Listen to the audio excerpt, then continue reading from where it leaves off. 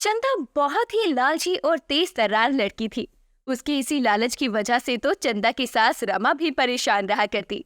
एक रोज चंदा अपनी छत से कपड़े लेकर आती है और अपनी सास को छत से आते ही कहती है, माँ जी, आपने रज्जू काकी का तुलसी का पौधा देखा? वो कितना हरा भरा है। बल्कि आपने और उन्होंने दोनों ने तुलसी के पौधे एक साथ बोए थे। और उनका पौधा देखो और आपका देखो। बहू, तेरा लालच तो कुछ ज्यादा ही हद से बढ़ नहीं रहा? भला आप तुलसी के पौधे में भी क्या ही लालच करेगी।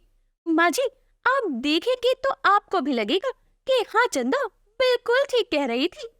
बहू, अगर तू इतना ही लालच कर रही है तो तुलसी को देखकर तो मैं तुझे ये कहना चाहती हूँ कि रज्जो की बहू रोज सुबह उठकर तुलसी में नहा धोकर जल डालती है और उसकी पूजा करती है।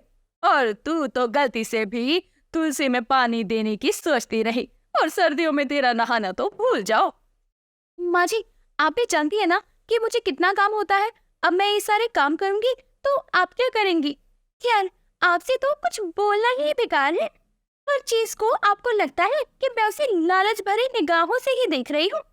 सास और बहू की ये नोकझोंक तो चलती ही रहती थी। लेकिन अब देर शाम रमा की पड़ोसन रज्जू का रमा के घर आना होता है। अरे रज्जू, क्या बात है? थैला लेकर कहाँ जा रही है? या कुछ देने आई है? अरे तू भूल गई क्या? सुबह ही हमारी बात हुई थी कि हम सब्जी लेने बाजार जाएंगे और तू कह रही है कि मैं यहाँ किस काम से आई हूँ?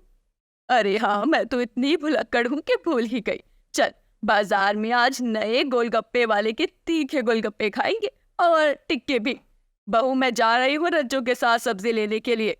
और तू अपना और अपने लालच का, मेरा मतलब घर का ख्याल रखियो। रमा और रज्जू जाने लगते हैं और चंदा अपनी सास को टोक देती है। अरे माँ जी, आप तो मुझे छोड़कर कहाँ जा रही हैं? मैं भी आपके साथ बाजार चलूंगी। मुझे ताजी सब्जी लेनी है और वो आपके बस की बात नहीं है। पिछली बार आप आधे से ज्यादा सड़ी सब्जियां लेकर आई थी। चंदा तो खाने के लालच में बाजार जा रही थी क्योंकि उसकी सास ने खाने पीने की बात जो की थी। अब तीनों बाजार पहुंचते हैं और सब्जियां लेने के बाद खाने पीने की चीजों पर ध्यान देते हैं। बहू, तू सच बता, तू यहाँ खाने पीने के लिए ही आई है ना?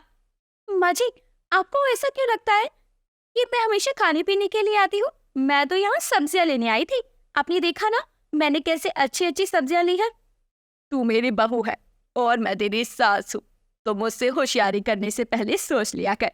और खाकर जल्दी घर चल, खाना भी तुझे ही बनाना है। इतना बोलने के बाद चंदा, रमा और उसकी पड़ोसन घर के लिए निकल पड़ते हैं। लेकिन जब वो रास्ते में कुछ ही दूर पहुंचते हैं तो देखते हैं कि कई सारे लोग एक आदमी को मार रहे थे। अरे देख तो कैसे बेचारे को सब मिलकर मार रहे हैं। आजकल तो भलाई का जमाना नहीं रहा। अरे, अब बिना जाने उस पिटने वाले आदमी को बेचारा कैसे कह सकती हूँ? बल्कि वो तो चोर है। अभी ही एक औरत को बैग लेकर भागा था। अरे सच कह रही है क्या कहूँ तो? अरे भाई साहब, अच्छे से धो दो इसे और इतना मानना कि आगे से चोरी करने से पहले सब बार सोचे। अरे चल भी रज्जो, कहाँ तू इन सब की बातों में और इन मामलों में पड़ रही है? और बहू, तुझे आजकल जासूसी करने का कुछ ज्यादा ही मजा आने लगा है। चल चुपचाप घर। अब रमा और रज्जो आगे आगे चलने लगते हैं और चंदा पीछे पीछे।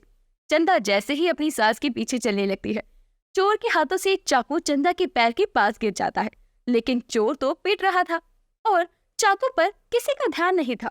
और चंदा उस चाकू को उठाकर जल्दी से अपने झोले में रख लेती है और घर आ जाती है और किचन में खाना बनाने की तैयारियों में लग जाती है। सब्जी जल्दी जल्दी काट लेती हूँ, वैसे भी मुझे बहुत काम है। माँ जी तो एक गिलास पानी भी खुद से उठकर नहीं लेती। चलो, आज मैं उस चोर के चाकू से सब्जी काटती हूँ। चंदा ये बोलकर चाकू को थैले में ढूंढने लगती है। अरे दीदी, इधर हो। मैं इधर हूँ, पीछे तो देखो अपने। वैसे मैं अभी काम करने के मूड में नहीं हूँ। सब्जी तो तुम नॉर्मल चाकू से भी काट सकती हो ना। पर ये कैसी आवाज थी? चाकू और जादू? तुम बोल भी सकते हो और उड़ भी सकते हो। और मैं तुम्हारे बहुत काम भी आ सकता हूँ। बस हुक्म मेरे आका। बताओ आपके लिए क्या करूँ। अच्छा, तो मुझे खजाना हाथ लगा है। ठीक है, मैं तुम्हें हुक्म देती हूँ कि तुम मेरी पड़ोसन रज्जो के कपड़ों की रस्सी का तार काटाओ। चंदा के इतना कहने भर की देरी थी कि वो जिंदा चाकू हवा में उड़ता हुआ रज्जो की छत पर जाकर उसके कपड़ों की रस्सी काट कर वापस आ जाता है। आपका काम हो गया। और कोई हुक्म? क्या बवाल हाथ लगा है? एक जिंदा चाकू जो मेरी तरह ही ढेर शाना है। बस बस इतनी तारीफ मुझे हजम नहीं होती। बस मालकिन आप काम बताओ क्या करना है। चंदा उस चाकू को पाकर बहुत खुश थी। वो खुशी खुशी घर का सारा काम भी जल्दी जल्दी कर लेती है। अब अगली सुबह रज्जो रमा के पास एक साड़ी लेकर आती है।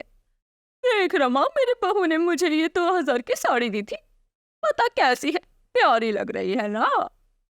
अरे माँ जी से मुझे गालियां सुनाने आई हैं। इनके जाते ही माँ जी मुझे गालियां देकर कहेंगी कि आज तक तूने अपनी सास को 1 रुपए की टॉफी नहीं खिलाई है। और देख रज्जो की बहू को देख, ये तो इसके लिए साड़ी लेकर आई है। ये वो ये पता नहीं क्या क्या सुनने को मिलेगा माँ जी से। अरे मालकिन, अभी मैं आपका काम आसान कर देता हूँ। चाकू साड़ी को 2 भागों में काट देता है और रज्जो साड़ी को दिखा रही थी, लेकिन उसे पता नहीं चलता कि साड़ी कब 2 भागों में कट चुकी है। और ये देखकर रमा कहती है, 1 मिनट, तेरी ये साड़ी तो 2 भागों में कटी हुई है। अरे कैसे बातें कर रही है तू रमा, अभी तो मैं अच्छे से देख कर आई हूँ, ये कैसे हो सकता है। मेरी बहू ने तो पूरा साबुत साड़ी दिया था, लेकिन यहाँ आकर ये 2 हिस्सों में कैसे बट गई। अरे रज्जो काकी, आपकी बहू ही आपको बना रही है। ये बेशक 2000 की साड़ी होगी, लेकिन उसने जानबूझकर आपको ये साड़ी दी ताकि 2-4 लोगों के सामने आपकी बेइज्जती हो जाए। अरे रे रे, रमा की बहू तो एकदम सही कह रही है। वो तो भला वो मेरा जब मैं से रमा के पास लेकर आई, कांता या फिर रजनी के पास लेकर जाती तो वो लोग मेरे खूब खिल्ली उड़ाते। अब रज्जो वहां से गुस्से में चली जाती है और जाते ही उसके घर में झगड़ा शुरू हो जाता है और रज्जो के चिल्लाने की आवाजें आती है।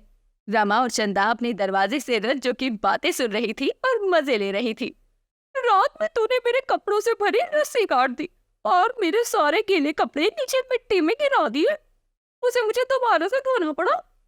अरे ये तो रज्जो की बहू बहुत गलत कर रही है रज्जो के साथ। जहाँ एक तरफ रज्जो के घर में लड़ाई झगड़ा हो रहा था, वहीं चंदा ये सब देखकर खुश थी और वो अपने चाकू के साथ मिलकर उससे उल्टे सीधे काम करवा रही थी। लेकिन अब देर रात दोनों सास बहू सो रहे थे, तभी उनके घर में चोर घुस आते हैं। अरे मालकिन उठिए, आपके घर में चोर घुस आया है। अगर आप नहीं उठी तो वो आपको और आपकी सासू माँ को बंदी बना सकता है। देखो, मुझे सोने दो और जाओ यहाँ से। चाकू को चंदा जाने को कहती है, लेकिन चाकू चंदा को उठाने के चक्कर में उसके हाथ में तेज धार से हल्का सा कट लगा देता है, जिसकी वजह से चंदा चिल्ला पड़ती है। ये क्या किया तुमने, मेरा ही हाथ काट दिया, तुम्हें तो मैं छोड़ूंगी नहीं। चोर जब चंदा के चिल्लाने की आवाज सुनता है तो वो उसके कमरे में पहुंचता है। उसका मुंह ढका होता है और वो चंदा को अगले ही पल एक कुर्सी से बांध चुका था, लेकिन चाकू भी डरा सहमा दुबका हुआ था। चोर कुछ देर बाद रमा को भी चंदा के कमरे में ही कुर्सी पर बांध देता है। बहू, ये सब तेरी वजह से हुआ है, उस चोर को जाने दे, तुझे तो मैं छोड़ूंगी नहीं। चाकू, हमारी जान बचाओ, इस रस्सी को काट दो और इस चोर को घायल कर दो।